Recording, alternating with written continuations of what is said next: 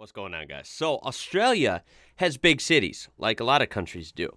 But their cities are a little different, supposedly, according to this title. We're looking at why Australian cities don't have town squares. That is a little bizarre. I think town squares are fairly common, at least in my knowledge, mostly across the world. I know across Americas, most cities, a decent amount of cities have some sort of town square. This is from a channel called Julian O'Shea. And we've seen this channel before. I highly encourage you to check it out. Some very interesting stuff. And it will be linked in the description down below. Fun fact, the first time I reacted to this channel, the video had like no views on his channel, like 3,000 or 4,000 views. I reacted to it. It went kind of viral. It did really well. And then his video ended up going viral like later on. Pretty funny. But anyway, guys, let's get into this video. Let's learn about cities and why they don't have town squares. It seems like an interesting title. Why would that be? That is kind of odd. I feel like town squares, I guess, were just somewhat of a normal thing you would have in a city. Why don't they have them? Let's find out. Here we go. If you spend some time in Melbourne, you'll notice there's something missing, and it's certainly not all the bubble tea shops. Compared to major cities across Europe, the Americas, and all around the world, there's no major town square or piazza. London has Trafalgar Square, Rome has Piazza di Spagna, and Berlin has Parisaplatz. Well, it turns out this was no accident. Instead, it was an active decision based on power and control, and it's one the city has spent almost 200 years trying to change. Okay. There's the mighty Flinders Street Station, I can see. I'd like to do a video on that, like maybe touring that. That'd be pretty cool. The town squares that we're familiar with these days are based on the Greek agora and Roman piazzas. Right. These spaces have a lot of uses, from being public meeting spaces, holding festivals and events, and markets. But there's one other important use that these town squares have. Whoa. They returned to Riots? Tahrir Square, thousands of Egyptians. To understand why there's this gap in Melbourne's design and architecture, you need to understand how the city started. Okay. This is pretty cool. Melbourne started as an illegal settlement on the banks of the Yarra River. And in 1837, surveyor Robert Hoddle and Governor Richard Burke headed to Melbourne to design the city. And there was a tension between the two of them and some of the design features, most notably how wide the roads should be. But there was one request from Governor Burke, and that was that Melbourne shouldn't include a city square, warning that the space would only encourage a dangerous spirit of democracy. And that square never made it into these initial plans. The successor to Governor Burke was Governor George Gipps, who wasn't any more supportive. In 1842, he declared that there should be no public squares in cities, as they would only encourage democracy.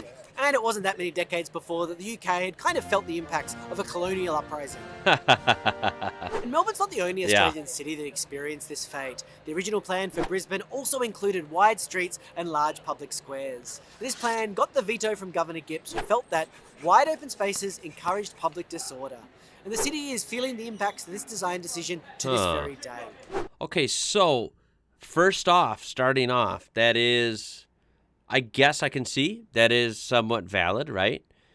You can draw a lot of positive things from having that open space, like you said. Festivals, concerts, markets, all these different things. It's a great gathering place, wide open, tons of room, very versatile.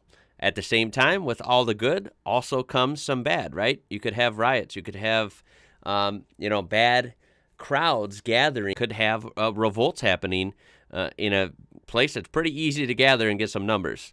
So I do see what they're saying there, right? There's always some bad that might come with the good. But what do you think about that? Maybe you can comment down below. Is that a little harsh? Good enough reason to just because there might be some possibility of bad gatherings?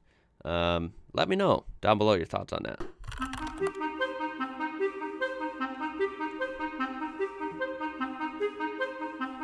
This is the State Library of Victoria, and it's an incredible building, and it's become one of the most visited libraries in the world. Since it opened during the Gold Rush in 1856, inclusivity for everyone's really been core to the mission, with admission to the library should be free to all persons over 14 years of age, without any letter of introduction or guarantee. Although if you use the library, you did need to have clean hands. Now, in one key regard, though, it wasn't as accessible as it is now, and that is what these bluestone walls give some clues to. If you look at old photos from this era, one difference really stands out, and that's these ornate gates and iron fences at the front. Right. These would be open in the morning and locked in the evening, meaning this outdoor space couldn't be accessed by the public. Okay. This is all part of that sense of control of spaces for the public use. So while it's open now, these walls leave behind the reminder of what used to be here. Okay. What would a Melbourne with public squares look like? Well, one clue could be Adelaide, one Australian city which avoided this fate. And it has a massive Victoria Square in the heart of the city and is Oh, flanked by this series of 4 smaller squares. wow. Okay.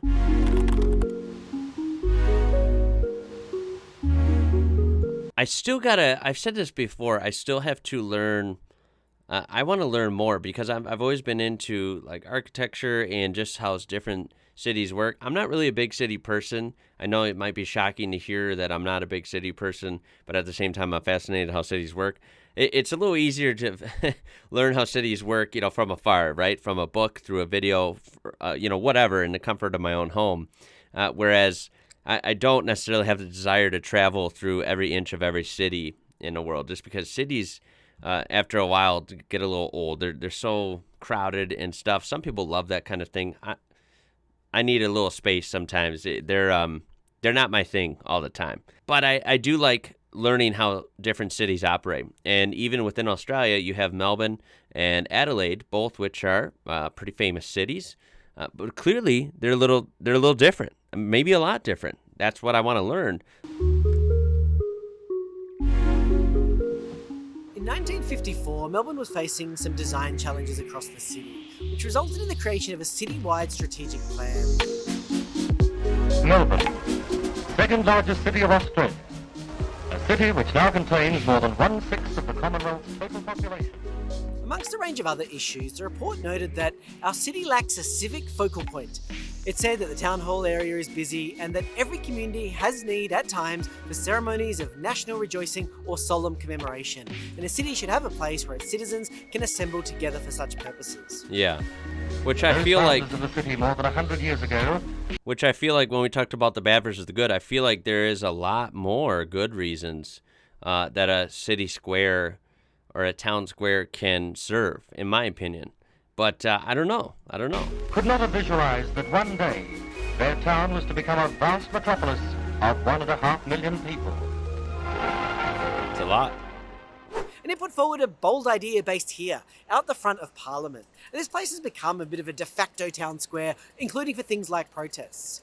What this plan would do is transform this area. There'd be a huge civic square here, the full width of Parliament House, and it would run some distance down Bourke Street. From there, government buildings would be at the front of the block. Now, this design never came to be, and the report was kind of right in saying that no doubt many people, for various reasons, will oppose the whole or portion of this conception, but a civic centre is badly needed in Melbourne. A wise plan has been created. Will it receive your support?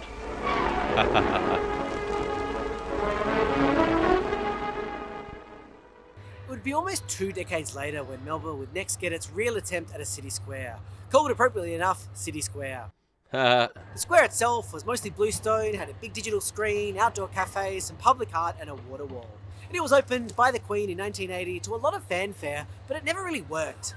The artwork vault was controversial and was moved, and never really attracted that many people on a day-to-day basis. Today, City Square has vanished, becoming this temporary acoustic shed while the Metro rail tunnel is being built underneath. But it will Wow. return with a new station entrance, and it might get a second life. Huh. And that brings us to today, where the most recent development in Melbourne's long journey towards a town square is this, Federation Square.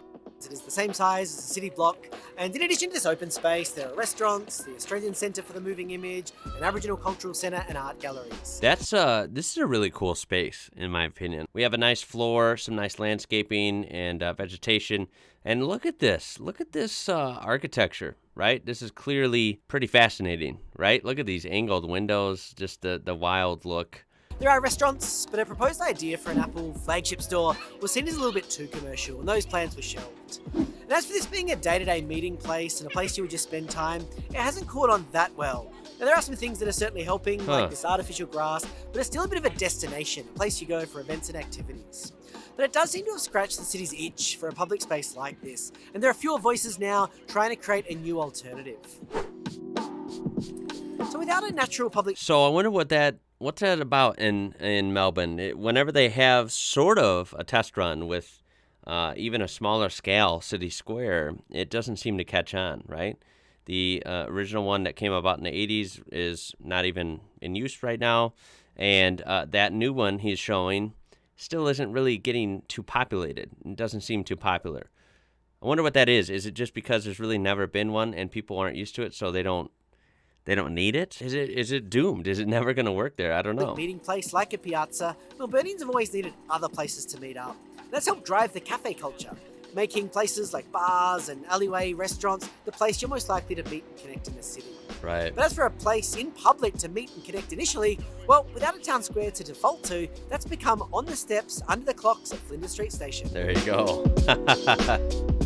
That was a quick explanation as to why most Australian cities don't have squares. I mean, you could argue that Adelaide does. I don't know about the other ones, but I'm going to assume based on his information that it's just not the norm there, and especially not in Melbourne. So just kind of interesting. Let me know your thoughts down below, especially if you travel frequently to Melbourne or maybe live there. Is this something that has affected you? Do you wish there was more space, like a town square there? Or is it not something you really feel affects you? Just let me know your thought. And of course, throw a like, a thumbs up on this video if you enjoyed it, maybe learned something new. You can always subscribe, join our amazing community we have here, and never miss a fun video like this. And make sure to check the description for this original video. It will be linked down there so you can watch it uninterrupted, as well as other ways you can interact with me. I'm on Facebook and Instagram at IWrocker. My name is Ian. You're watching IWrocker. Until next time, guys, and catch you later.